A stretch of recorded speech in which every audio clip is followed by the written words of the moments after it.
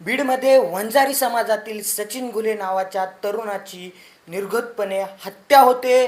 हत्या झाल्यानंतरही हत्येकर 2 ते 3 दिवस असेच भर रस्त्यावरती फिरताना दिसत आहेत. परंतु प्रश्न हाच उद्भवतो, बीडमध्ये कुठलाही क्राईम झाला तर वंजारी समाजाला दोष देणाऱ्यांनो आज तुम्ही कुठे आहेत?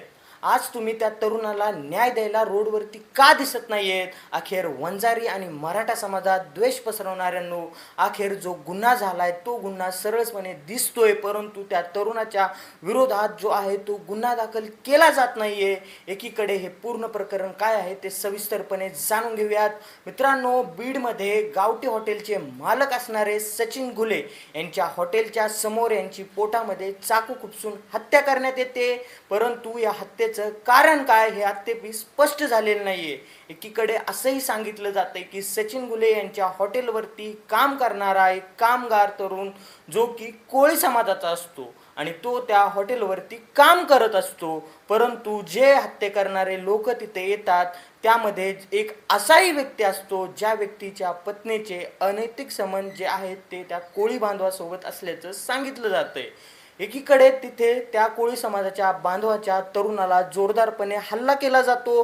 हल्ला बघतात सचिन गुले नावाचा तरुण जे आहे ते जागी जातो आणि जे काही भांडणं झालेत ते सोडवण्याचा प्रयत्न करतो. परंतु हल्लेखोरांना हे देखील समजत नाही की सोडवायला आलेल्या व्यक्तीच्याच पोटामध्ये चाकू खुपसले जातात आणि निर्घृणपणे त्याला मारलं जातं.